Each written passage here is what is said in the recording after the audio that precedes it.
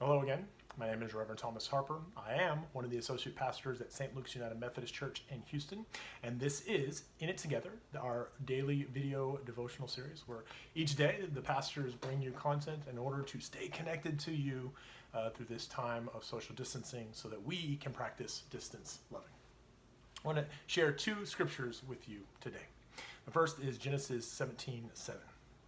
And I will establish my covenant between me and you, and with your descendants after you in their generations to come, for an everlasting covenant, to be God to you and your descendants after you. And the second is Psalm 78, verses 1 and 4. Give ear, O my people, to my teaching. Incline your ears to the words of my mouth.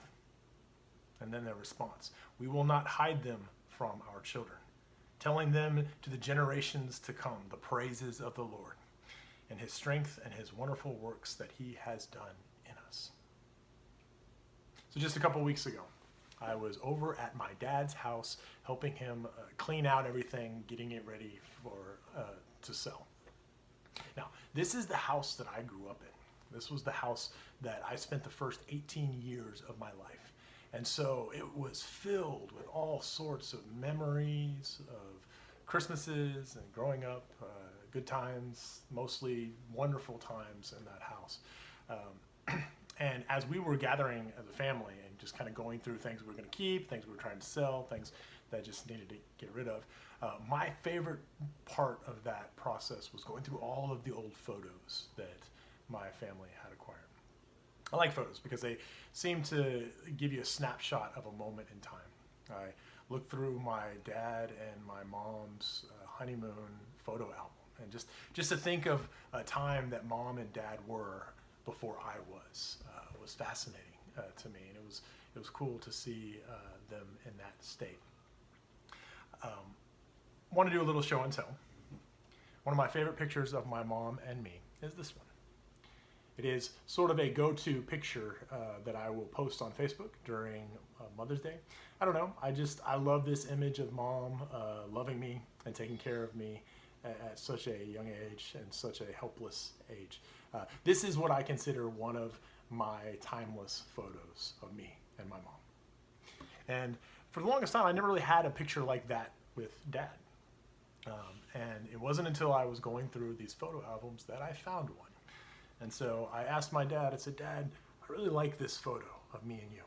Do you think I can have it? I don't know, I think it captures the same timelessness of a father loving his son at a young age, just like the other picture did of mom loving her son at a young age. And I think the reason why those photos are so impactful to me these days is because that's pretty much the stage that I'm at with my girls. And so as I am trying to love my girls well, trying to raise them with Christian values and Christian beliefs, and trying to set them up to succeed and be happy, to honor and respect other people, it's nice to look back and remember the generation before me and how they were doing the same thing to get me to where I am. Such a recognition that I have been so blessed and so privileged to have a loving mom and dad growing up in a home that was loving and supportive. And so I don't take that for granted at all. And those pictures remind me that what I am trying to instill in my children is my mom and dad instilled in me. I wonder if you have any photos around that are timeless to you, that you could look through and unlock little moments of time with memories that can connect you again to the past. One of the things I did during the clean out time was I went through mom's bookshelf. I can remember mom being such an avid reader. After everyone else had gone to sleep, mom would stay up late reading her books, and she loved Stephen King. She loved all of his books, and one of the things that I was excited to do was to go through her bookshelf of Stephen King novels, because as many of you know, that my mother, when I was 15 years old, had a brain aneurysm, which pretty much changed our relationship. She really couldn't take on the role of mother anymore. We needed to take care of her. She was severely debilitated.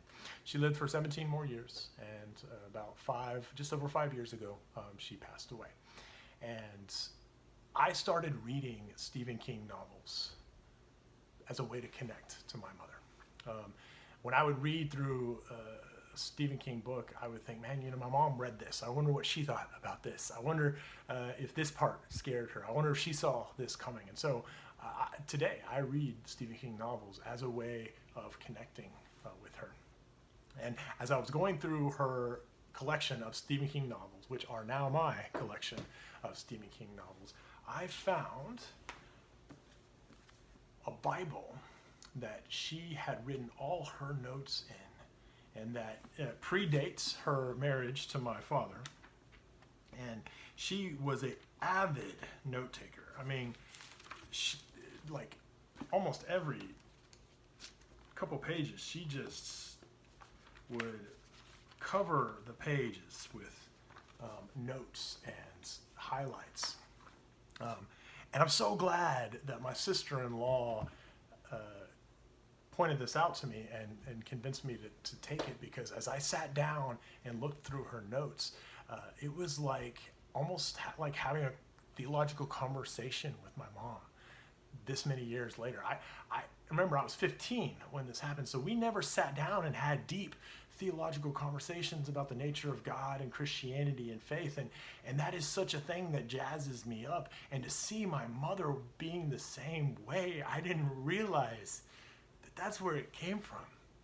I didn't realize that was from my mother. And so I saw moments when she would actually argue with Paul and some of the things that he was saying in some of his letters, like, yeah, Mom, okay. I had no idea.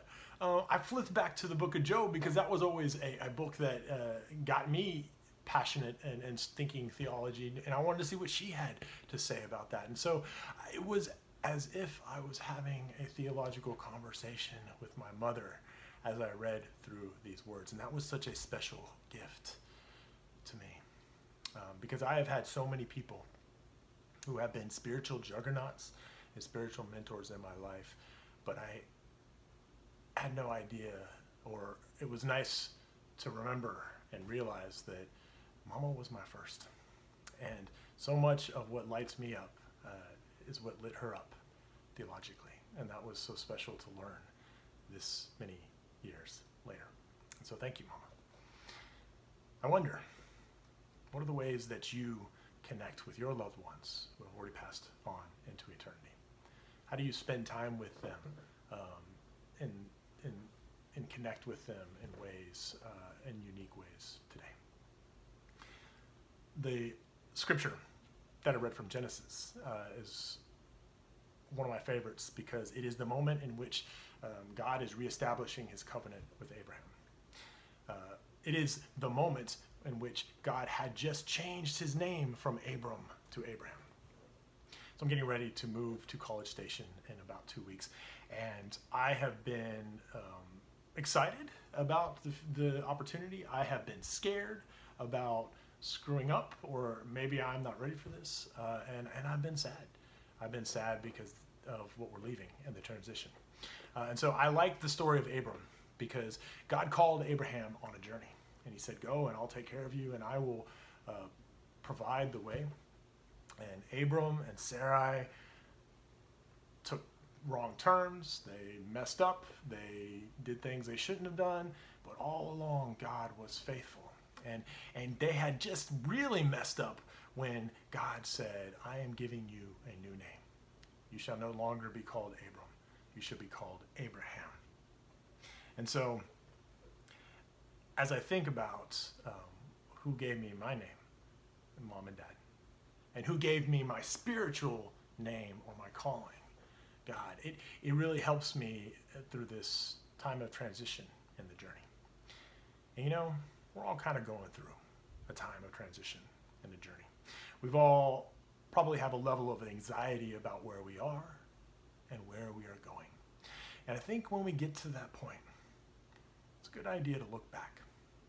It's a good idea to look back on the generation before us, for better or for worse, who has instilled values and words of wisdom to us, who has raised us.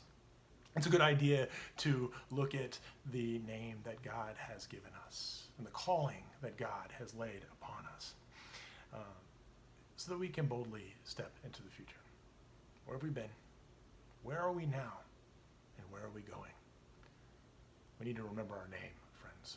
We need to remember the calling that which God has placed upon us, the generation before us, and the generation that we will leave after us. I hope you are doing well. I hope you are loving each other well. And I will see you again soon. Take care, friends.